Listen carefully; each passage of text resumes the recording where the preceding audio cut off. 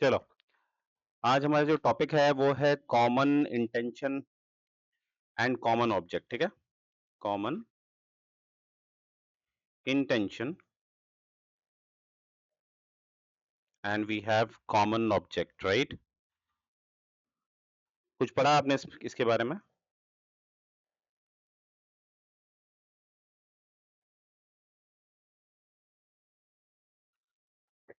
देखो, अगर मैं कॉमन इंटेंशन,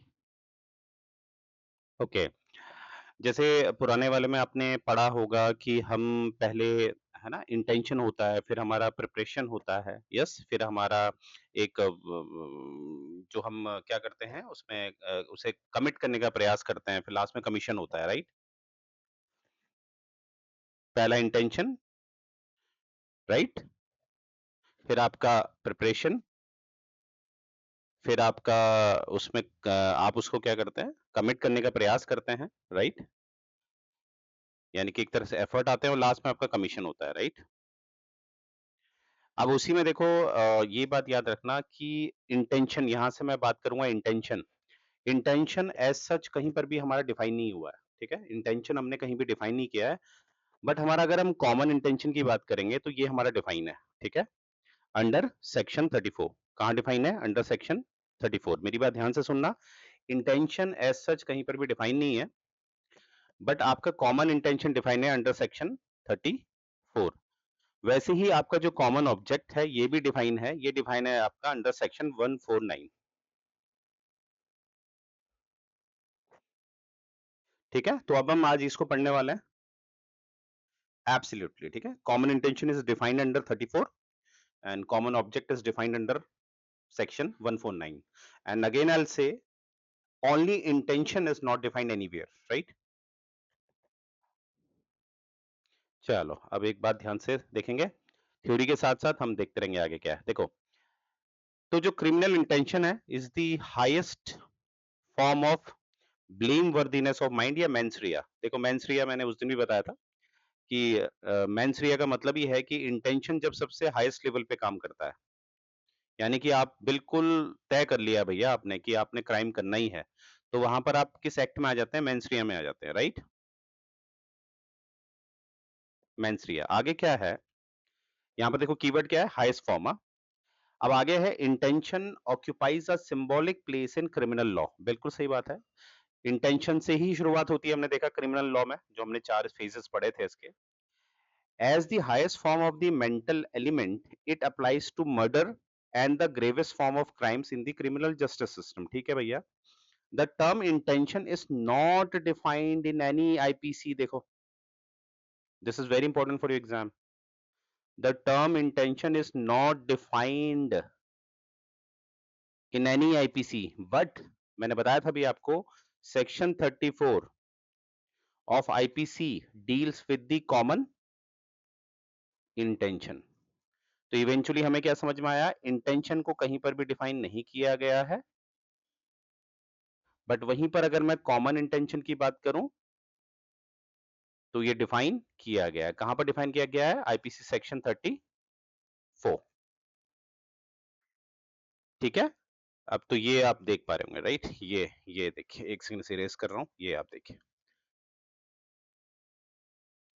तो इस स्लाइड का ये जिस्ट है, इस स्लाइड का ये जिस्ट है कि इंटेंशन जो है जब वो हाईएस्ट फॉर्म में होता है तो मेंसरिया का काम करता है, बट असल में इंटेंशन को कहीं डिफाइन ही नहीं किया गया है, बट कॉमन इंटेंशन को डिफाइन किया गया है under section 34 of IPC. Done? चलो हम आगे बढ़ते हैं। अब क्या है? Common intention implies a pre arrangement plan and acting in concert pursuant to the plan. अब देखो, कंसर्ट का मतलब क्या है? यहाँ पर, यहाँ पर कंसर्ट का मतलब है कि मिनिमम यहाँ पर कितने लोग चाहिए? टू। मिनिमम कितने चाहिए? टू और मोर। यानी कि जब कहीं ना कहीं कम से कम दो या उससे ज्यादा लोग जब किसी चीज की प्लानिंग कर रहे हैं, ऑब्वियसली ये प्लानिंग क्या है? क्राइम की तरफ है, ठीक है? क्योंकि हम क्राइम पढ़ रहे हैं तो क्राइम की प्लानिंग है। तो कंसर्ट का यहाँ पर मतलब आप समझ लेना, टू और मोर। आगे क्या है कि common intention comes into being prior to the commission of the act. ये हमने देखा ही है कि भैया इंटेंशन जो है वो हमारा सबसे पहला स्टेज होता है। तो यहाँ पर भी देखो कॉमन इंटेंशन जो है वो कमीशन से सबसे पहले आएगा, कमीशन से पहले आएगा obviously. Which need not not be a long game, बीच में ऐसा नहीं कि बहुत लंबा गैप नहीं होना चाहिए, ठीक है। To bring this section into effect, a pre-concert is not necessary be proved, but it may be well developed on the spot as between a number of persons. और number of person मैंने आपको बताई दिए हैं, दो या दो से ज्यादा, and could be inferred from fact and circumstances of each cases. अब दो हैं या उससे ज्यादा हैं और उनका जो कॉमन इंटेंशन है वो डिपेंड करता है केस टू केस, ठीक है, वो डिपेंड करता है केस टू केस, वो हम आगे देखने वाले हैं। तो इस स्लाइड से हमारा जो जिस्ट है वो क्या निकल के आ रहा है कि जो कॉमन इंटेंशन है, सीआई मतलब कॉमन इंटेंशन है, उसमें मिनिमम कितने चाहिए हमें, टू, मिनिमम कितने, टू, टू टू, राइट, ये चीज याद रखना, ठीक है। चलिए नेक्स्ट, अब देखो section 34 acts done by several person in furtherance of common intentions, ठीक है। अब यहाँ पर एक टर्म लिखा है फर्दरेंस, अभी आपको समझ में आने लगेगा, देखते हैं।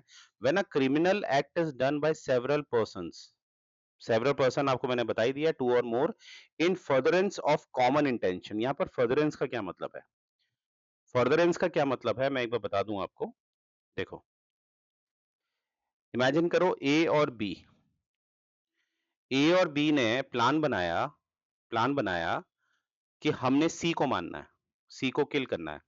तो ए और बी दोनों प्लान बनाते हैं, तो यानी कि यहां पर इनका क्या आ जाएगा, कॉमन इंटेंशन, कि ये किसको मानने वाले हैं, सी को।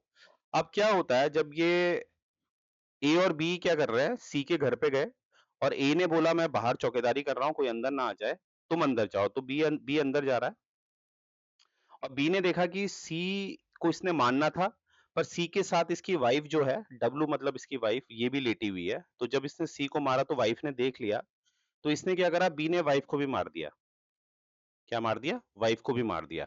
तो असल में इनका कॉमन इंटेंशन था सिर्फ सी को मारने का, पर सर्कमस्टेंसेस की वजह से अचानक बी ने किसको मार दिया, इसकी वाइफ को भी मार दिया। तो ये था अनप्लान्ड। अब क्वेश्चन है, क्या ये जो अनप्लान्ड मर्डरिंग हुई है, ठीक है, अनइंटेंशनली मर्डर किया गया है वाइफ का, क्या ए और बी इसमें लायबल होंगे, तो इसका आंसर है हाँ जी लायबल होंगे। डब्लू यानी कि वाइफ के मर्डर में भी दोनों लायबल होंगे। गॉट इट, क्या मेरी बात समझ में आई। तो फर्दरेंस का मतलब यही है कि आपने जो प्लान बनाया था उससे भी एक्सीड आपने कर दिया है, तो इसको कहते हैं फर्दरेंस, ठीक है। आगे क्या है, each of such person is liable for that act, यानी कि जो आपने फर्दरेंस किया है, जैसे कि मेरे एग्जाम्पल के हिसाब से मैंने बताया कि वाइफ को मार दिया है, तो उसमें दोनों ही लायबल होंगे, ए और B, in the same manner as if it were done by the him alone. Him alone मतलब जैसे बाहर मैंने कहा था ए पहरेदारी दे रहा है, बी अंदर मार रहा है, तो ऐसा नहीं होगा, ए ये नहीं कह सकता कि मैं तो बाहर था, मैंने थोड़ा ना मारा, ऐसा नहीं होगा, ठीक है। यहाँ पर ए को भी बिल्कुल, एब्सोल्युटली एब्सोल्युटली। तो ये जो पहला वाला आपका ये कीवर्ड है इसमें फर्दरेंस, तो फर्दरेंस आप समझ गए होंगे, जो मेरा इंटेंशन था उससे ज्यादा जो काम आप कर देते हैं वो किस में आ जाता है, फर्दरेंस में। क्या मैं समझा पाया, ठीक है। अब यहाँ पर एक सेक्शन 33 दे रखा है, वहां पर एक्ट और ओमिशन को समझा रखा है, और ऑलरेडी मैंने आपको बता दिया है ओमिशन मतलब क्या होता है, कुछ ना करना भी एक क्राइम होता है, यस और नो, कुछ कुछ ना करना भी एक क्राइम होता है। तो यहाँ पर याद रखना कि section 34 is very very important, ठीक है। आगे बढ़ते हैं, अब आ जाओ सीधे सेक्शन 149 जो मैंने अभी आपको बताया था। सेक्शन 34 बात करता है कॉमन इंटेंशन की, सेक्शन 34 किसकी बात करता है, कॉमन इंटेंशन की, और सेक्शन 149 बात करता है कॉमन ऑब्जेक्टिव की, ठीक है। अब देखो, अब देखते हैं कॉमन ऑब्जेक्टिव क्या है। तो कॉमन ऑब्जेक्टिव जो है वहां पर आप देखोगे एक वर्ड आ रहा है, अनलॉफुल असेंबली, ठीक है, एक टर्म आ रहा है अनलॉफुल असेंबली, और आपने पढ़ा ही होगा सेक्शन 141 जो बात किसकी करता है, अनलॉफुल असेंबली, इसकी अब अनलॉफुल असेंबली क्या होता है कि सेक्शन 141 क्या कहता है, जब 5 और मोर पर्सन क्या करते हैं, कुछ ऐसा काम करते हैं जो एक क्रिमिनल एटीट्यूड या अप्रोच का होता है, तो उसको हम कहते हैं अनलॉफुल असेंबली। यानी कि अब इसको कंपेयर करो किससे, कॉमन इंटेंशन। उसमें दो, मिनिमम कितने लोग चाहिए, दो, और इसमें मिनिमम कितने हैं, 5। आई रिपीट, तो यहीं से हमें एक डिफरेंस भी मिल रहा है। कॉमन इंटेंशन, सीआई मतलब कॉमन इंटेंशन, कॉमन इंटेंशन में मिनिमम कितने चाहिए हमें, दो। कॉमन ऑब्जेक्टिव, सीओ मतलब कॉमन ऑब्जेक्टिव, इसमें मिनिमम कितने हैं, 5, बिकॉज ऑफ सेक्शन 141। ठीक है, अभी आगे भी हमें और समझ में आने लगेगा। तो एक बार देखते हैं कॉमन ऑब्जेक्टिव क्या है। ठीक है, तो यहाँ पर क्या लिखा है, every member of unlawful assembly section 141 guilty of offence committed in prosecution of common object. ठीक है, यानी कि इनको गिल्टी है और इन्होंने कोई ऑफेंस किया है। ठीक है, और इनका जो ऑब्जेक्ट था वो कॉमन था।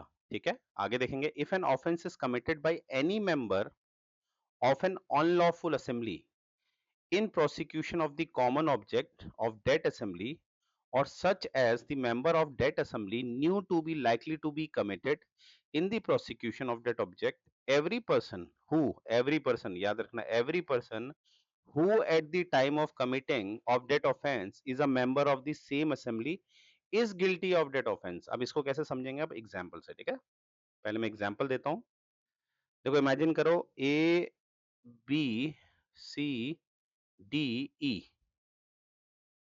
ठीक है, मैंने 5 लोग लिए हैं क्योंकि अनलॉफुल असेंबली में मुझे मिनिमम कितने चाहिए, 5। तो A B C D E plan बना रहे हैं, ये लोग बैंक बैंक पे डकैती डालने वाले हैं। ठीक है, अब ये लोग गए हैं, अब यहाँ पर ये डिसाइड हुआ, टेक एन एग्जांपल, ये बैंक है। ठीक है, ये बैंक की बाउंड्री है और ये बैंक का मेन गेट है। तो यहाँ पर ये डिसाइड हुआ कि ए और बी यहाँ पर निगरानी करेंगे। ठीक है, और अंदर जो है सी और डी ई जाएंगे, सी और डी ई जाएंगे। ठीक है, और वही केस यहाँ पर भी देखते हैं कि हुआ क्या कि इनका प्लान नहीं था, इनका बस ये प्लान था, मोटिव ये था कि हम बैंक को लूटेंगे। ठीक है, बट हुआ क्या कि अंदर इन्होंने क्या करा कि जो गार्ड साहब होते हैं, जो गार्ड होते हैं, उन्होंने अपनी बंदूक उठाई, तो सी और डी और ई ने क्या करा, गार्ड पे गोली चला दी और गार्ड की डेथ हो गई। गार्ड की डेथ हो गई। अब क्या है, अब इसमें गार्ड की जो डेथ हुई है, चाहे वो सी और डी और ई ने करी है, ध्यान से सुनना, सी और डी और ई ने करी है, बट कहीं ना कहीं ए बी भी लायबल होंगे, दोनों लायबल होंगे। क्यों होंगे, क्योंकि देखो, प्लानिंग में डेकॉइट का प्लान तीनों ने बना रखा है। ठीक है, और ये किस कैटेगरी में आ जाएंगे, अनलॉफुल असेंबली। ठीक है, इनका कॉमन ऑब्जेक्टिव था, क्या था कि भैया बैंक को लूटना है। तो इसीलिए अब चाहे किलिंग सी डी ई ने करी है, पर इस किलिंग के लिए लायबल ए बी भी होंगे। ऐसा नहीं है कि ए बी बाहर है तो इनको किसी भी तरह से एक्सेप्शन मिलेगा, बिल्कुल भी नहीं। ठीक है, क्या ये बात समझ में आई आपको, क्योंकि ए और बी जो पार्ट है किसका है, अनलॉफुल असेंबली का। अब एक बार मैं चाह रहा हूं आप जरा इसको दोबारा पढ़ो और मुझे बताओ समझ में आया नहीं आया। एक बार इसको पढ़ो, जो मैंने एग्जांपल दिया उसको कंसीडर करके पढ़ना शुरू करो।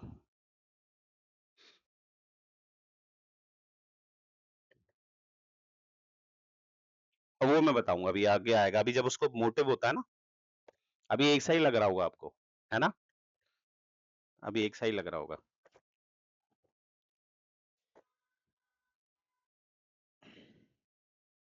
हाँ, एक ही जैसा लग रहा होगा अभी।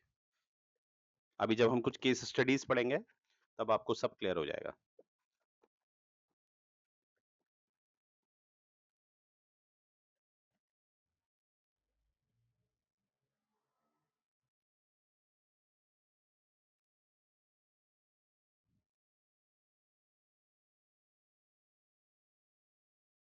हो गया, ओके, अब आगे बढ़ते हैं। अब देखो, जैसे सीआई जो था कॉमन इंटेंशन, फिर हम देखेंगे तो क्या है यहाँ पर, common intention implies a pre arranged plan and acting in concert pursuant to the plan, यानी कि इसका सिंपल सा मतलब है कि यहाँ पर इंटेंशन काम कर रहा है और यहाँ पर कहीं ना कहीं इंटेंशन कॉमन है। कॉमन मतलब कम से कम कितने लोग, दो, मिनिमम कितने, दो, तीन, चार, पांच, कितने भी हो सकते हैं, पर इंटेंशन कॉमन है। ठीक है। अब देखो यहाँ पर एक बात याद रखना, एक बड़ा इंटरेस्टिंग सा फैक्ट है, इसको जरा ध्यान से समझ लेंगे हम। एक होता है कॉमन इंटेंशन, कॉमन, ठीक है। एक होता है सिमिलर इंटेंशन। उन दोनों में डिफरेंस होता है। एक होता है कॉमन इंटेंशन, एक होता है सिमिलर इंटेंशन। ठीक है। क्या फर्क होता है, इसको ऐसे समझेंगे। देखो, ए और बी दोनों ने प्लान बनाया, दोनों ने प्लान बनाया मिलकर कि हम सी को किल करेंगे। ठीक है, किसको करेंगे, सी को किल करेंगे।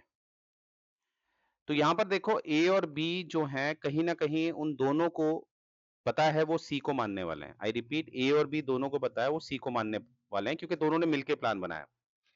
तो इस वाली कंडीशन को कहते हैं कॉमन इंटेंशन। ठीक है। अब ऐसे समझ लो, अरे एक सेकेंड, हाँ एक सेकेंड, ओके। तो हमने देखा था यहाँ पर कॉमन इंटेंशन और एक हमने पढ़ना सिमिलर इंटेंशन। तो कॉमन इंटेंशन यानी कि सीआई में हमने देखा ए और बी को मैंने एक ग्रुप में रखा, इन दोनों ने प्लान बनाया किसको मानने के लिए, सी को। वैसे ही देखो सी की दुश्मनी ए से भी है इस केस में, और सी की दुश्मनी बी से भी है। ठीक है, ये तो यहाँ पर सिमिलरिटी क्या है, सी और ए के बीच दुश्मनी है और सी और बी के बीच दुश्मनी है। पर यहाँ पर ए और बी दोनों प्लान बना रहे हैं सी को मानने का, पर ए और बी के बीच में कोई लिंक नहीं है, कोई लिंक नहीं है। पर दोनों की इंटेंशन हमें एक सी दिख रही है, ए भी सी को मानना चाह रहा है और बी भी सी को मानना चाह रहा है। ठीक है। पर ए और बी को नहीं पता है कि वो सी को मानने वाले हैं। तो ये देखोगे इसमें उन दोनों का लिंक नहीं है। तो ये कंडीशन होती है सिमिलर इंटेंशन की और ये वाली कंडीशन होती है कॉमन इंटेंशन की।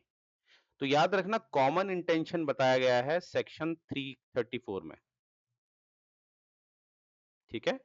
सिमिलर अटेंशन अलग बात है, कॉमन इंटेंशन अलग है। तो कॉमन इंटेंशन की बात करी गई है सेक्शन 34 में, यानी कि यहां पर एक कहीं ना कहीं क्या होना चाहिए, मीटिंग होनी चाहिए, स्ट्रेटेजी होनी चाहिए। क्या मैं समझा पाया? तो याद रखना कॉमन इंटेंशन अलग होता है, सिमिलर इंटेंशन अलग होता है, चाहे उसमें इंटेंशन आपको एक सा ही दिख रहा है। यहां पर हमारे एग्जाम्पल में दिख रहा है सी को मानने की बात की जा रही है, राइट। तो याद रखना, ठीक है। तो यहाँ पर देखो ये कॉमन इंटेंशन वाली बात है। आगे देखते हैं क्या है, ये हमने ऑलरेडी हमने डिस्कस कर लिया है। ठीक है, ये वाली स्लाइड आ जाओ, अब ये पढ़ते हैं जरा, महबूब शाह वर्सेस एम्परर केस। ठीक है, ये क्या था। तो यहाँ पर देखो जो महबूब शाह है वो हमारा एपेलेंट है। एपेलेंट का क्या मतलब होता है,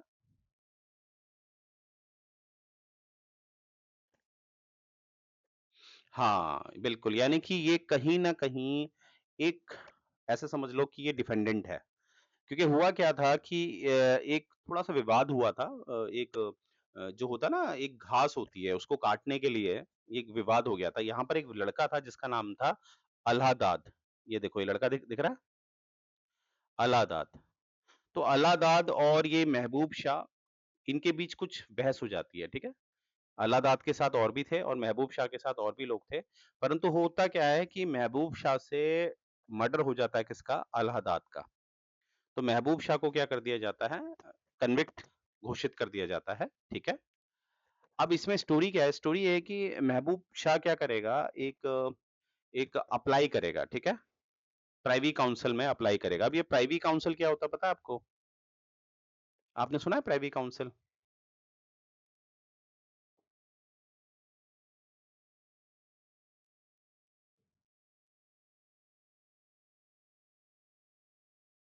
चलो मैं एक बार जरा पहले हमें प्राइवी काउंसिल भी समझना पड़ेगा। अगर मैं प्राइवी काउंसिल आपसे कह रहा हूँ, प्राइवी काउंसिल, देखो ऐसा था, इसका जरा ध्यान से बैकग्राउंड सुनना। जैसे ही आप प्राइवी काउंसिल समझेंगे तो आप समझ जाइए आप कहाँ एंट्री कर गए, ब्रिटिश एरा में। कहाँ एंट्री कर गए, ब्रिटिश एरा। यानी कि 1947 पहले की बात कर रहा हूं मैं। ठीक है, हुआ क्या था, हुआ क्या था आपको पता होगा कि हमारा एक फेडरल कोर्ट स्टैब्लिश किया गया था। फेडरल कोर्ट, फेडरल कोर्ट हमारा जो स्टैब्लिश किया गया था, ये किया गया था गवर्नमेंट ऑफ इंडिया एक्ट 1935 से, ठीक है, एक फेडरल कोर्ट। अब फेडरल कोर्ट क्या है, भारत में ये सभी कोर्ट के ऊपर था, पर इस फेडरल कोर्ट के ऊपर भी एक काउंसिल थी जिसको हम कहते थे प्राइवी काउंसिल। क्या कहते थे? Privy council. ये लंदन में बैठती थी, ये बैठती थी लंदन में। यानी कि अगर आप फेडरल कोर्ट को अगर सुप्रीम कोर्ट के बराबर समझते हैं, जैसे बहुत से लोग पूछते हैं कि क्या ये जो फेडरल कोर्ट बनाई गई थी 1935 वाले एक्ट से, क्या यही आगे चल के सुप्रीम कोर्ट बनी है? तो हम इसको कहते हैं नहीं, ऐसा नहीं है, क्योंकि फेडरल कोर्ट जो था, जिस समय बनाया गया था 1935 के एक्ट के द्वारा, तो ये हाईएस्ट अपीलिंग अथॉरिटी नहीं था। क्योंकि फेडरल कोर्ट में भी अगर आप सेटिस्फाई नहीं हो पाते हैं, तो आपके पास ऑप्शन था, आप कहाँ जा सकते थे? प्राइवी काउंसिल पे, जो लंदन में बैठता था, राइट? फिर जैसे ही हमारा देश आजाद हुआ, और आप जानते ही हैं, सुप्रीम कोर्ट स्टैब्लिश हुआ था। कब हुआ था सुप्रीम कोर्ट स्टैब्लिश, आपको पता है, जो हमारा आज का सुप्रीम कोर्ट है?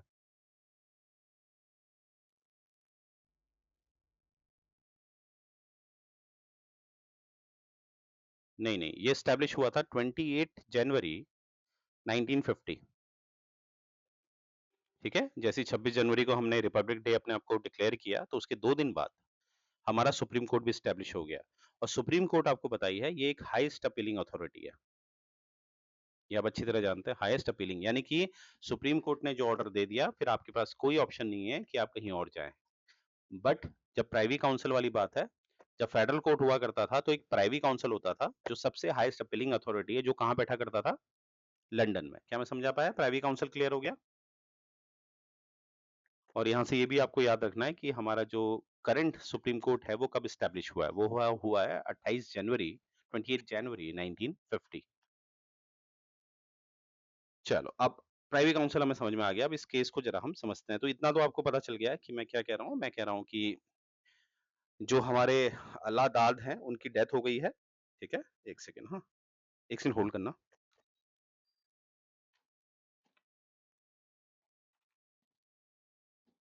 ओके, तो मैं कह रहा हूँ कि जो हमारे अल्लाह डाड हैं, उनकी डेथ हो गई है। ठीक है, एक सेकेंड, हाँ।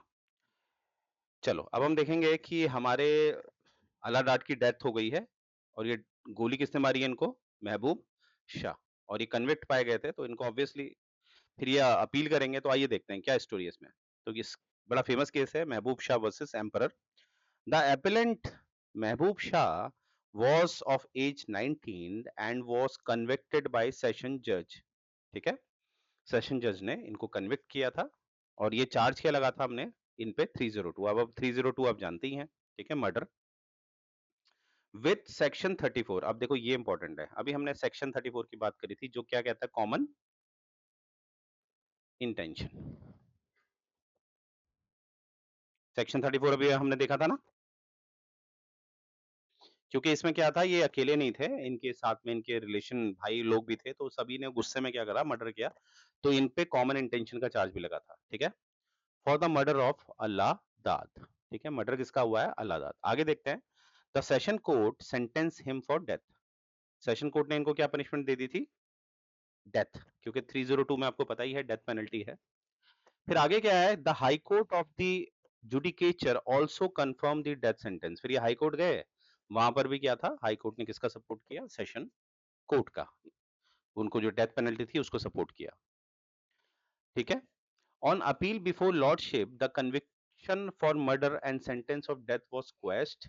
It was contended before appellant that when Alladad and Hamidullah tried to run away. यानी कि अलादाद और उसका, आई थिंक उसके पिताजी थे ये, Hamidullah tried to run away. Wali Shah and Mehboob Shah, ये देखो, वली शाह और Mehboob Shah came in front of them and fired shots. गोली चलाई इन्होंने। And so there was evidence of forming common intention at the spur of the moment. Their lordship was not satisfied upon this view and humbly advised His Majesty that the appellant has succeeded in his appeal. His appeal should be allowed and his conviction for murder and the sentence death set aside। अब देखो comedy क्या हुई, जब ये privy council तक बात पहुंची, तो प्राइवी काउंसिल ने क्या करा? जो लोअर कोर्ट्स थे, उनका सारा जजमेंट क्या कर दिया? क्वैश। क्या कर दिया? क्वैश। अब क्वैश क्यों किया? क्वैश क्यों किया? इसलिए किया क्वैश क्योंकि देखो मेरी बात हमेशा याद रखना, ये जो कॉमन इंटेंशन है ना, रुको इसको यहाँ देखते हैं, एक सेकंड। ये जो कॉमन इंटेंशन है और आपका जो ये कॉमन ऑब्जेक्टिव है, ठीक है? कॉमन इंटेंशन में क्या होता है, मैंने अभी बताया था कम से कम 2 लोग होने चाहिए। और इसमें एक तरह का जो जब आप लोग इसमें प्रोसिक्यूशन का काम करते हैं, तो आपको इसमें कहीं न कहीं प्रूफ करना पड़ता है प्रोसिक्यूटर साहब को कि इसमें कुछ ना कुछ एग्रीमेंट हुआ था। क्या हुआ था? ये प्रोसिक्यूटर साहब को प्रूफ करना पड़ता है कि इसमें कुछ ना कुछ कोई एग्रीमेंट हुआ था। बट हमारा कॉमन ऑब्जेक्टिव में अगर आप देखोगे, ये है ऑब्जेक्टिव। क्या है? ऑब्जेक्ट। यहां पर क्या होता है, ऑब्जेक्ट की वजह से यहां पर आपको किसी भी तरह का जो एग्रीमेंट है उसको प्रूफ करने की जरूरत होती ही नहीं है, क्योंकि देखो एक है इंटेंशन, एक है ऑब्जेक्ट। ऑब्जेक्ट को आप छू सकते हो, ऑब्जेक्ट को आप छू सकते हो, पर इंटेंशन को क्या आप छू सकते हो? बताओ मुझे, छू सकते हो? और याद करो जब हमने 4 स्टेजेस पढ़ी थी तो उसमें सबसे पहला इंटेंशन था, फिर प्रिपरेशन था। तो आपने देखा था आईपी को तो आप किसी भी तरह से पनिश कर ही नहीं सकते। इंटेंशन और प्लानिंग को, प्रिपरेशन को सॉरी, आप किसी भी तरह से पनिश कर ही नहीं सकते। तो इसीलिए प्रॉब्लम क्या होती है, अगर कॉमन इंटेंशन वाली जो होती है ना, कॉमन इंटेंशन की जब सेक्शन 34 की बात होती है, तो उसको प्रूफ करना बड़ा मुश्किल हो जाता है, क्योंकि उसमें आपको कहीं ना कहीं कुछ एग्रीमेंट दिखाना पड़ेगा। क्योंकि इंटेंशन को आप ऐसे तो प्रूफ नहीं कर पाओगे, तो आपको कहीं ना कहीं कुछ एग्रीमेंट दिखाना पड़ेगा। पर ऑब्जेक्टिव में यह होता है, आपको ऑब्जेक्ट है, ऑब्जेक्ट में आपको एग्रीमेंट की जरूरत ही नहीं है। अगर आप ऑब्जेक्ट को वेरीफाई कर दोगे, जस्टिफाई कर दोगे, तो आपको क्या है, इजीली आप किसी को भी कन्विक्ट कर सकते हो। तो यहां पर क्या है, ठीक है, इसको अच्छी तरह समझना पड़ेगा। यहां पर क्या है कि जो इन पे सेक्शन लगा था वो सेक्शन 302 और सेक्शन 34 लगा था। क्या लगा था? 34। तो यहाँ पर ये दिखा दिया गया था कि भैया ऐसा है, महबूब शाह जो है, महबूब शाह ने गोली नहीं मारी, वली शाह ने मारी। और महबूब शाह का कोई इंटेंशन था ही नहीं यहाँ पर, क्योंकि कॉमन इंटेंशन प्रूव ही नहीं कर पाए। आप समझ रहे हैं मेरी बात? क्योंकि यहाँ पर 2 नाम आ रहे हैं ना, वली शाह और महबूब शाह। तो वली शाह और महबूब शाह में, यहाँ पर महबूब शाह के केस में ये दिखा दिया गया कि इनका कॉमन इंटेंशन था ही नहीं। यानी कि जो सेक्शन 34 है, क्योंकि सेक्शन 34 क्या होता है ना, अकेले कभी काम नहीं कर पाता। सेक्शन 34 को कहीं ना कहीं सेक्शन 302 की जरूरत पड़ती है।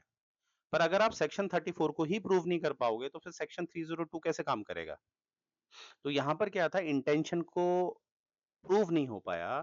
तो अंत में हमें दिख रहा है कि ये जो भी हमारा सेशन कोर्ट का या हाई कोर्ट का फैसला था उसको क्या कर दिया गया, क्वैश। क्या मैं समझा पाया? जैसे आपने मुझसे उस समय पूछा था कि सर सीआई और सीओ तो मुझे एक सा ही लग रहा है। अब ध्यान से देखो, ये है इंटेंशन और ये है ऑब्जेक्ट। और यहाँ पर मिनिमम 2, यहाँ पर मिनिमम 5। एक ये भी है हमारा, ठीक है। अब जो भी मैंने बताया, एक बार इसको जरा इस केस स्टडी को अच्छी तरह पढ़ लो और कहीं भी कंफ्यूजन है मुझसे पूछ लो। चलिए आप पढ़ना शुरू करें।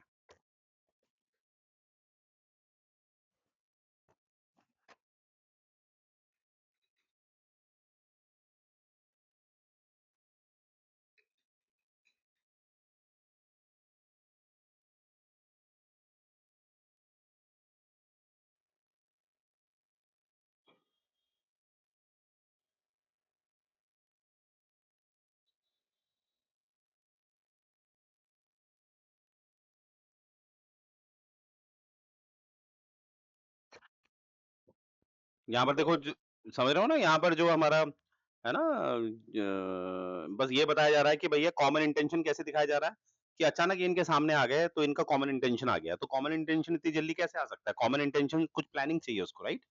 जैसे यहाँ पर देखो ये वाली लाइन सबसे इंपॉर्टेंट है, so there was evidence of forming common intention. यानी कि यहाँ पर क्या है, वली Shah and Mehboob Shah came in front of them, एकदम सामने आए। फिर सामने आते ही उन्होंने क्या करा, इंटेंशन, कॉमन इंटेंशन हुआ उनका और उन्होंने फायर कर दिया। तो इतनी जल्दी कॉमन इंटेंशन कैसे हो सकता है? ऑब्वियसली। तो यहाँ पर जो हमारे जज साहब हैं, जो हमारे लॉर्डशिप हैं, उनको यहाँ पर ये चीज समझ में नहीं आई, ये जस्टिफाई नहीं हो पाया। उन्होंने कहा इतनी जल्दी कैसे होगा भाई? तो इसीलिए इनकी जो अपील थी, अपीलेंट की जो अपील थी, उसको एक्सेप्ट कर लिया गया। यस और नो? अब देखो यहाँ पर ये लिखा है common intention and similar intention, ये मैंने आपको अभी डिफरेंस बताया था, याद आ रहा? ठीक है, ये वाला A प्लस बी मिलके कोई प्लानिंग कर रहे हैं और C को मार रहे हैं, तो ये आएगा कॉमन इंटेंशन में। पर C की दुश्मनी A से भी है, B से भी है, तो B ने भी C को मारने का प्लान बनाया, A ने भी, पर A और B आपस में ये बात नहीं जानते नहीं है, तो वो सिमिलर इंटेंशन है। ठीक है, तो एक बार इसको पढ़ लीजिए आप, फटाफट गो थ्रू हो जाइए और मुझे बताइए समझ में आया नहीं आया।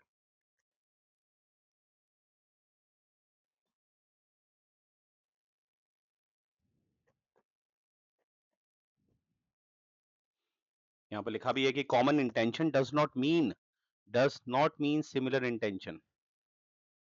Common intention does not mean similar intention of several persons. To constitute common intention, it is necessary that the intention of each one of them be known to the rest of them. ये देखो, सबकी intention एक दूसरे को पता होनी चाहिए and shared by them. This section 34 is only a rule of evidence and does not create a substantive offense. मैंने कहा ना, intention के लिए आप एक substantive तरीका तो ढूंढ ही नहीं सकते, राइट? यस और नो? सो आगे क्या है, this section only applies with other penal sections. मैंने अभी बोला नहीं बोला?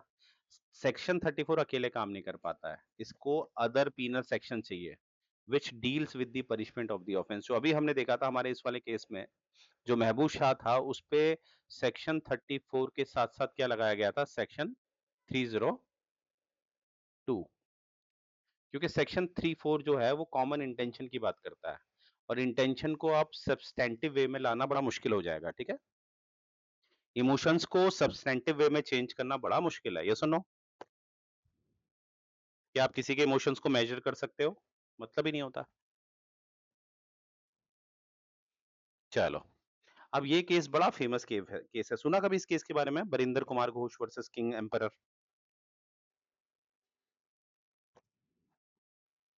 ये बहुत फेमस, इसमें वही है स्टोरी, मैंने ऑलरेडी आपको बताई थी कि ये बरिंदर घोष लोग थे, ये लोग बैंक लूटने गए थे और बरिंदर घोष जो थे, क्योंकि इन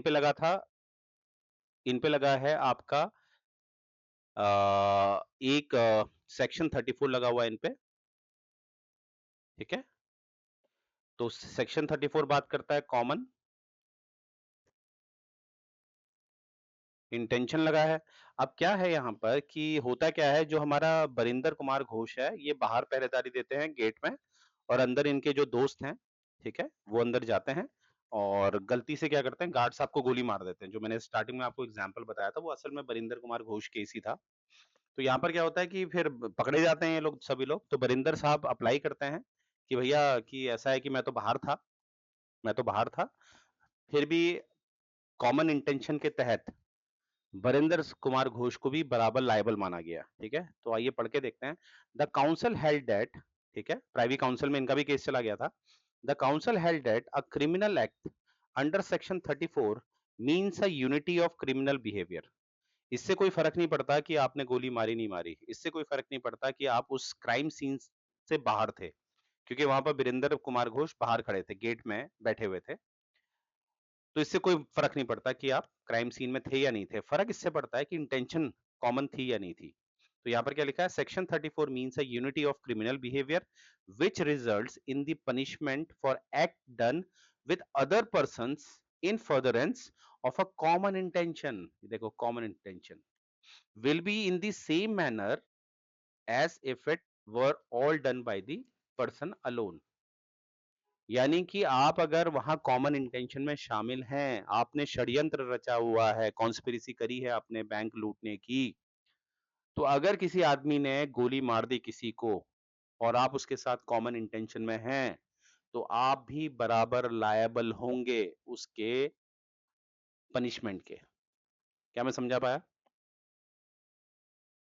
ठीक है, ये बात याद, ये बड़ा इंपॉर्टेंट केस है, तो जब भी आपने कॉमन इंटेंशन लिखना है तो इसमें बरिंदर कुमार घोष केस जरूर डाल देना। ठीक है, अब देखो यहाँ पर कॉमन ऑब्जेक्ट में आ रहे हैं, तो कॉमन ऑब्जेक्ट जैसे कि मैंने यहाँ पर, इन्होंने दिखाया नहीं है, पर यहाँ पर याद रखना, ये आता है सेक्शन 149 में। ठीक है, सेक्शन 149 में ये आता है। तो ऑब्वियसली यहाँ पर लिखा गया है कि अनलॉफुल असेंबली की बात की गई है कॉमन ऑब्जेक्ट में, क्योंकि कॉमन ऑब्जेक्ट, माफ करना, कॉमन ऑब्जेक्ट की जो एक रिक्वायरमेंट है वो है अनलॉफुल असेंबली, और अनलॉफुल असेंबली कहाँ बताई गई है? सेक्शन 141 में। तो आइए जरा सेक्शन 141 को समझ लेते हैं, क्या है? एन असेंबली ऑफ 5 और मोर, जैसे मैंने यहाँ पर बहुत लोगों को देखा है वो 4 और मोर कह देते हैं, नहीं, 5 और मोर, कम से कम 5 होने चाहिए।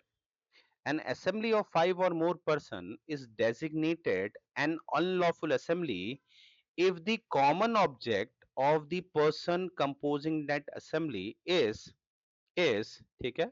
अब इसको हम देखते रहेंगे, पर यहाँ पर याद रखना ये लिखा है कॉमन ऑब्जेक्ट। इसलिए मैंने आपको एक बात बताई थी, कॉमन इंटेंशन को प्रोसिक्यूट करना थोड़ा मुश्किल हो जाता है, उसको प्रूव करना काफी मुश्किल रहता है, पर कॉमन ऑब्जेक्ट को, यानी कि इस ऑब्जेक्ट को प्रोसिक्यूट करना थोड़ा आसान होता है कंपैरेटिवली इंटेंशन के। पहले तो ये बात हमेशा याद रखना, ठीक है। तो यहाँ पर क्या है कि अनलॉफुल असेंबली, ठीक है, उसमें हमारे 5 क्लॉजेस हैं, 5 चीजें हैं, बहुत आसान है, डोंट वरी, कि हमें ये दिखाना पड़ेगा कि ये जो है ये कॉमन ऑब्जेक्टिव है, और कॉमन ऑब्जेक्टिव के लिए मुझे दिखाना पड़ेगा अनलॉफुल असेंबली, ठीक है। उसमें कुछ कंडीशंस हैं वो हमें देखनी है। तो पहली कंडीशन क्या है? To overawe by criminal force, यानी कि यहाँ पर आपका टेंडेंसी क्या होनी चाहिए? कुछ क्रिमिनल फोर्स जनरेट होनी चाहिए यहाँ पर, ठीक है, कुछ क्राइम होना चाहिए। और शो ऑफ क्रिमिनल फोर्स और सेंट्रल और एनी स्टेट गवर्नमेंट और पार्लियामेंट और लेजिस्लेटिव, और मतलब इसका ये मतलब है, जैसे कि मैंने आपको पहले भी बताया था, कि अपराध की उत्पत्ति कराता है कानून, बोला था ना हमने। अब क्रिमिनल, आपको पता होगा कि हमारा, जैसे हमारे वहाँ दो गवर्नमेंट है, क्योंकि हमारा स्ट्रक्चर क्या है?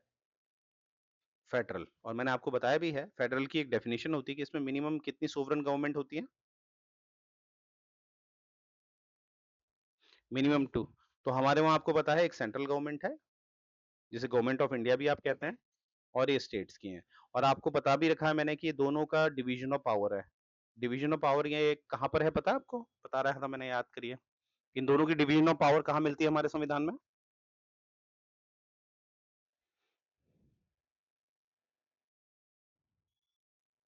डिवीजन ऑफ पावर मिलता है स्केड्यूल 7 में, जहां पर 3 टाइप की लिस्ट हमें मिलती है। 3 लिस्ट हमें मिलती है, जैसे आपको मैंने बताया भी था उस दिन। एक है आपकी सेंट्रल लिस्ट, एक है आपकी स्टेट लिस्ट, और एक है आपकी कॉन्करेंट लिस्ट, ठीक है। 3 लिस्टें हमें मिलती हैं। कॉन्करेंट लिस्ट में क्या होता है? सेंटर और स्टेट मिलकर कानून बनाते हैं, ये सुनो। अब मैं आपको क्यों बता रहा हूँ ये बातें, क्योंकि हमारा जो क्रिमिनल है वो हमारा कहाँ आता है? कॉन्करेंट लिस्ट में आता है। यानी कि जो हमारा आईपीसी, सीआरपीसी जो होती है, ये कहाँ पर आती है? कॉन्करेंट लिस्ट में, ठीक है। तो यहाँ पर जो लॉ बना सकता है वो सेंटर भी बना सकती है और स्टेट भी बना सकती है, ठीक है। तो इसे याद रखना, स्केड्यूल 7 में क्या है हमारा? डिवीजन ऑफ पावर है। 3 लिस्टें हमें मिली है, सेंटर और स्टेट और कॉन्करेंट। तो यहाँ पर इसलिए नाम आ रहा है कि कोई लॉ अगर कोई स्टेट गवर्नमेंट बनाती है, सेंट्रल गवर्नमेंट बनाती है, पार्लियामेंट बनाती है, स्टेट लेजिस्लेचर बनाते हैं, वो बना सकते हैं, राइट, ठीक है। तो पहला तो है कि आपके पास कहीं ना कहीं उसका जो नेचर होना चाहिए वो कैसा होना चाहिए? क्रिमिनल नेचर का होना चाहिए। सबसे पहली बात बता रखी है, वो क्रिमिनल नेचर का होना चाहिए। अब इधर वो स्टेट गवर्नमेंट बनाए या वो सेंट्रल गवर्नमेंट बनाए, उससे कोई फर्क नहीं पड़ता। नेचर क्या होना चाहिए उसका? क्रिमिनल लेवल का। जैसे डकैती है, वो एक क्रिमिनल में आती है ना, टॉर्ट में नहीं आती, वो किस में आती है? क्रिमिनल में। आगे बढ़ते हैं, तो इसमें मैं आगे बढ़ जाऊं आगे वाली स्लाइड में। तो इसका जिस्ट क्या है? फर्स्ट का जिस्ट क्या है कि इसका नेचर क्या होना चाहिए? एज अ क्रिमिनल नेचर का होना चाहिए, ठीक है, क्राइम होना चाहिए। आगे बढ़ते हैं। सेकंड क्या है? To resist the execution of any law और एनी लीगल प्रोसेस, रेजिस्ट करना। अब रेजिस्ट करना आप जानते ही हैं, रेजिस्ट करना, किसी भी लॉ को रेजिस्ट करना, वो एक अपने में क्या होता है? क्राइम। दूसरी कंडीशन क्या है इसमें? कि लॉ को क्या करना? रेजिस्ट करना। क्लियर है? और यहां पर इस नाम से आप समझ जाएंगे कि इसमें क्या हुआ है, किसी तरह का क्रिमिनल ट्रेसपास हुआ है। जैसे मैंने अभी बताया कि बैंक की लिमिट तोड़ रहे हैं ना ये लोग, बैंक में डेकॉइट कर रहे हैं, तो ऑब्वियसली वो भी ट्रेसपास है, ये सुनो।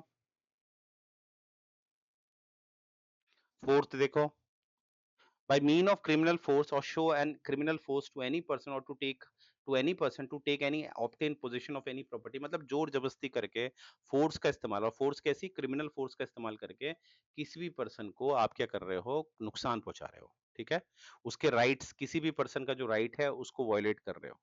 इवेंचुअली कहने का ये मतलब है कि आप किसी और व्यक्ति को नुकसान पहुंचा रहे हो, हार्म कर रहे हो। देखो यही है ना, और यहाँ पर फोर्स कौन सी जनरेट हो रही है, क्रिमिनल फोर्स, ठीक है। और फिफ्थ देखो, by mean of criminal force or show of criminal force to compel any person to do what he is not legally bound to do or to omit, यानी कि आप किसी को, होता है ना, जैसे आप क्या करते हो, किसी के गले में आपने चाकू रख दिया, जैसे आप बैंक में गए, मान लो आपने क्या करा, किसी के बच्चे को पकड़ के उसके गले में चाकू रख दिया, और आप उसके पेरेंट्स से फिर कुछ काम करवा रहे हो, ठीक है, तो वो भी किस में आएगा, क्रिमिनल में, ठीक है, क्योंकि आप किसी को क्या कर रहे हो, क्रिमिनल एक्टिविटी के लिए उसे फोर्स कर रहे हो, क्या कर रहे हो, देखो यहाँ पे लिखा है ना, compel any person to do what he is not legally bound to, जैसे मैनेजर साहब के कनपट्टी पे बंदूक रखकर आप उनकी एम्प्लॉय से कह रहे हो कि है ना, लॉकर खोलो, तो ये तो इवेंचुअली क्या है, ये 5 स्टेजेस जो दिखा रखी हैं उसको बिल्कुल डेप्थ में आपको याद करने की जरूरत नहीं होती, एक सिंपल सा होता है, सिंपल सा एक लॉजिक होता है हमारा, क्या याद रखना, कॉमन ऑब्जेक्ट जो है, सीओ मतलब कॉमन ऑब्जेक्ट जो है, ये है हमारा सेक्शन 149 में डिफाइन, जिसमें आपका अनलॉफुल, सबसे पहली कंडीशन क्या होती है कि अनलॉफुल असेंबली होनी चाहिए, तो 141 के बिना तो 149 हो ही नहीं सकता। आई रिपीट 149 के लिए, यानी कि कॉमन ऑब्जेक्ट के लिए आपको क्या चाहिए, कम से कम 141 तो चाहिए ही, एब्सोल्युटली, क्योंकि क्या होता है ना, मैंने अभी बताया कि जो कॉमन इंटेंशन है, कॉमन इंटेंशन में तो 141 की जरूरत नहीं है, वहां तो कम से कम 2 लोग में भी काम चल जाएगा, पर इंटेंशन को प्रूफ करना बहुत मुश्किल होता है, इट्स वेरी कॉम्प्लिकेटेड, तो समझ रहे हैं, तो ज्यादातर प्रोसिक्यूशन क्या होता है, इसमें हार जाता है, पर जहां पर आपको मिल जाए 5 या 5 से ज्यादा लोग, तो वहां पर आप कॉमन इंटेंशन का इस्तेमाल ही नहीं करते, वहां पर आप किसका इस्तेमाल करते हैं, कॉमन ऑब्जेक्टिव का, ठीक है, तो ये अब आप थोड़ा थोड़ा समझ रहे होंगे कि सीआई और सीओ में क्या डिफरेंस होता है, ये सुनो।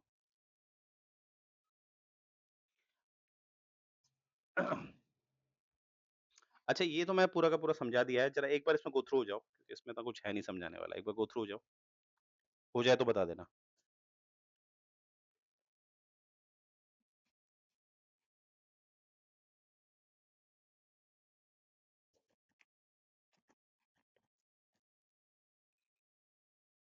ठीक है,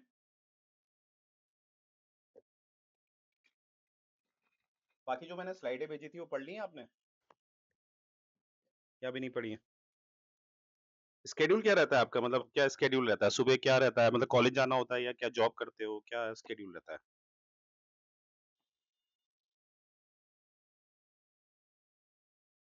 हम्म। अच्छा, यू आर इन बैंक। अच्छा अच्छा अच्छा अच्छा अच्छा, ओके, तो टाइमिंग क्या है?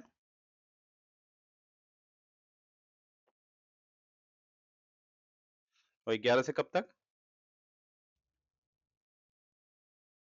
अच्छा अच्छा अच्छा, 4 बजे तक, ओके ओके ओके, तो मतलब पढ़ने का टाइम मिल जाता ना।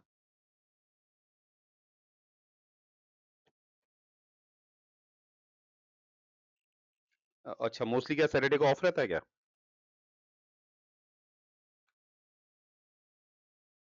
ओके ओके ओके ओके, चलो, अब देखो,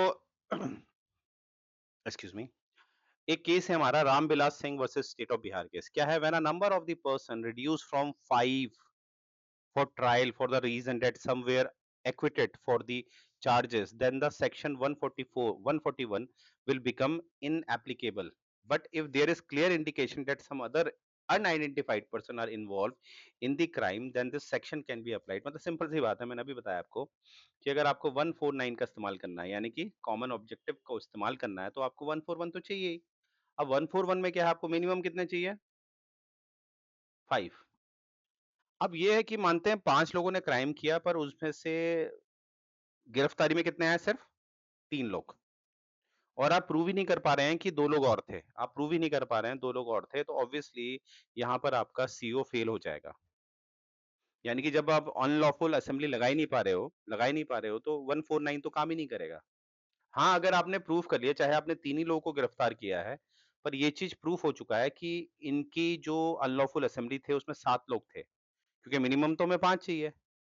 तो कैमरे में मानते हैं कैमरे की रिकॉर्डिंग में आ गए हैं, है ना? कैमरे की रिकॉर्डिंग में मास्क पहने हुए लोग काउंटिंग में आ रहे हैं 7, पर पकड़े गए हैं 3, तब भी आप उसमें अनलॉफुल असेंबली का केस लगा सकते हो। यानी कि आपको पहले प्रूफ करना पड़ेगा ये कम से कम कितने थे? 5 या उससे ज़्यादा। ये अगर आप प्रूफ कर देते हो, चाहे गिरफ्तारी सिर्फ 3 ही लोगों की हो रखी है, बाकी सब गायब हो गए हैं, तब भी इन 3 लोगों को आप सेक्शन 149 के तहत कॉमन ऑब्जेक्टिव में सू कर सकते हो। क्या मैं समझा पाया? ठीक है? तो ये चीज़ याद रखना। तो इससे हमें क्या सीखा? हमने ये सीखा कि अगर ये प्रूफ हो जाए कि 5 या 5 से ज़्यादा है, ऑल्दो गिरफ्तारी सिर्फ 3 ही लोगों की है या 2 ही लोगों की है, तब भी उन पे हम सेक्शन 141 का इस्तेमाल यानी कि अनलॉफुल असेंबली का इस्तेमाल कर सकते हैं। और 141 का इस्तेमाल कर सकते हैं, तो 149 का भी इस्तेमाल हम कर सकते हैं। क्या मैं समझा पाया? ठीक है। अब ये तो हमारे उतना काम का नहीं है, एक थोड़ा हाई-फाई डेटा हो जाता है। अब देखो, जो हमारा मेन होता है, जो आपके एग्ज़ाम के लिए बहुत इंपॉर्टेंट है, difference between common intention and common object. तो सबसे पहला तो डिफरेंस यही है, सेक्शन देख लो। 34 में क्या डिफाइन है? कॉमन इंटेंशन, ठीक है? और यहाँ पर और ये देखो रिक्वायरमेंट यही है कि यहाँ पर प्लानिंग होनी चाहिए पहला, एक दूसरे को पता होना चाहिए, यानी कि सिमिलर इंटेंशन नहीं होना चाहिए। क्या होना चाहिए? कॉमन इंटेंशन होना चाहिए। तो कॉमन इंटेंशन कैसे होगा? इनकी मीटिंग होंगी, यस और नो? माइंड का मीटिंग होनी चाहिए, माइंड में दोनों, ठीक है? Common intention must exist before the commission of act, ये हमने देख लिया है। इन्वॉल्व अच्छा, ये विकैरियस लायबिलिटी क्या होती है?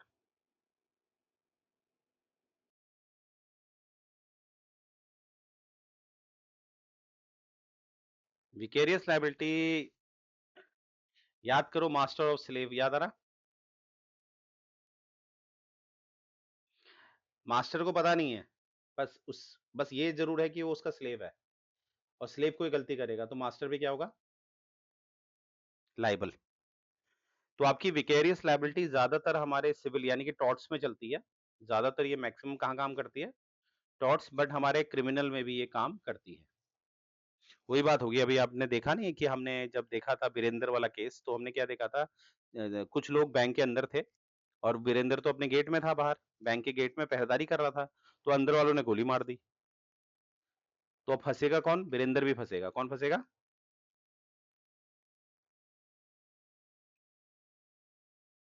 एब्सोल्युटली। तो वहाँ पर देखो, कॉमन इंटेंशन में आपकी विकेरियस लायबिलिटी भी काम करती है। पर विकेरियस लायबिलिटी ज़्यादातर टॉर्ट्स में होती है, पर इस केस में कॉमन इंटेंशन यानी कि सेक्शन 34 में भी आपका ये आता है और इवन आपका सेक्शन 149 में भी आता है। तो विकेरियस लायबिलिटी अपने दोनों में दिखती है। यस और नो? चलो, अब देखो कॉमन ऑब्जेक्ट देखो, defined under section 149 of IPC. पहले तो ये डिफरेंस है। अब रिक्वायरमेंट देखो इसमें, डू नॉट रिक्वायर प्रूफ, मैंने अभी बोला था आपको, क्योंकि इंटेंशन के लिए तो आपको पूरा एग्रीमेंट ये सब दिखाना पड़ेगा, पर ऑब्जेक्ट के लिए you do not read require proof of a prior meeting. Prior meeting का कोई प्रूफ नहीं लाना है आपने, ठीक है? बस आपने ये दिखा दिया कि ये अनलॉफुल असेंबली है। आपने क्या दिखा दिया? भैया ये 5 लोग अंदर घुसे थे, रिकॉर्डिंग में देख लीजिए, आप 5 लोग आ रखे हैं। मीटिंग से कोई मतलब, हमें ये नहीं प्रूफ करना होता है उन लोगों की मीटिंग हुई थी, नहीं हुई थी, उन्होंने क्या स्ट्रैटेजी बनाई थी बैंक को लूटने की, उससे हमारा कोई मतलब नहीं। हमने बस ऑब्जेक्ट दिखा देना है, मतलब वो 5 या 6 लोगों को एक साथ दिखा देना है, ठीक है? तो ये बड़ा इंटरेस्टिंग पॉइंट है इसका, ठीक है? The common object can be formed at any stage of the incident even after the assembly has commenced. यानी कि असेंबली ने अगर कांड कर दिया है, ठीक है? कोई क्राइम ऑफेंस कर दिया है, उसके बाद भी आप ये दिखा सकते हो ये लोग साथ थे, ठीक है? और यहाँ पर मैंने बता ही दिया 5 और मोर पर्सन। तो सेक्शन 149 से जुड़ा हुआ आपका सेक्शन 141 भी है। क्या मैं समझा पाया? तो अब इवेंचुअली इसको जो हमें माइंड में हमेशा रखना है, वो डिफरेंस ये रखना है कि आपको अगर कॉमन इंटेंशन को प्रूव करना है, तो आपको इनकी मीटिंग दिखानी ही पड़ेगी। बिफोर ऑफेंस के मीटिंग का प्रूफ देना ही पड़ेगा। इनकी जो माइंड की मीटिंग है ना, इनकी माइंड की मीटिंग मतलब इनकी सोच एक सी है, वो आपको प्रूफ करना पड़ेगा और जिसे प्रूफ करना बहुत मुश्किल होता है। पर यहीं पर जो कॉमन ऑब्जेक्ट है, इस केस में आपको कोई ज़रूरत नहीं है कि इन लोगों की पहले मीटिंग हुई थी, इन लोगों की प्लानिंग हुई थी, नहीं हुई थी। आप बस ये दिखा दो कि भैया ये लोग 5 लोग वहाँ पर थे या 5 लोगों से ज़्यादा थे, यानी कि आपने सेक्शन 1441 को दिखा दिया। कैमरे की रिकॉर्डिंग से आपने दिखा दिया, कैमरे में आ गए हैं, तो यहाँ पर आपको कोई भी है ना प्लानिंग वाली बात दिखानी नहीं है, मीटिंग वाली माइंड की मीटिंग दिखानी नहीं है, तो इट्स वेरी ईज़ी, ठीक है? तो ये है हमारा, गॉट इट? चलो यहाँ से हमारा ये पूरा का पूरा फिनिश। कोई क्वेश्चन? ये देखो बरिंदर कुमार वाला, यहाँ पर विकेरियस लायबिलिटी आएगी, कौन सी आएगी?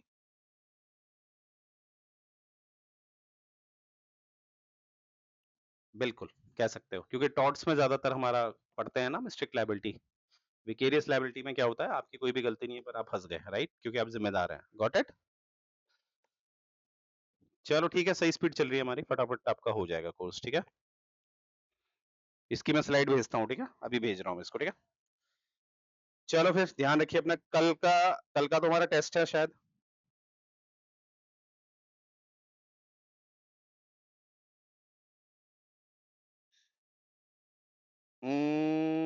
चलो क्लास ले लेंगे। फिर मैंने संडे को कमिट किया था क्या पढ़ाऊंगा करके? संडे को मैंने, अच्छा हमने वेडनेसडे ऑफ किया है ना? ठीक है, ठीक है, ठीक है। ठीक है, ठीक है। एक काम करेंगे ना हाँ ठीक है, संडे को कर लेंगे, ठीक है? कल क्लास ही रख लेंगे, ठीक है? चलो फिर, ओके बाय, थैंक यू।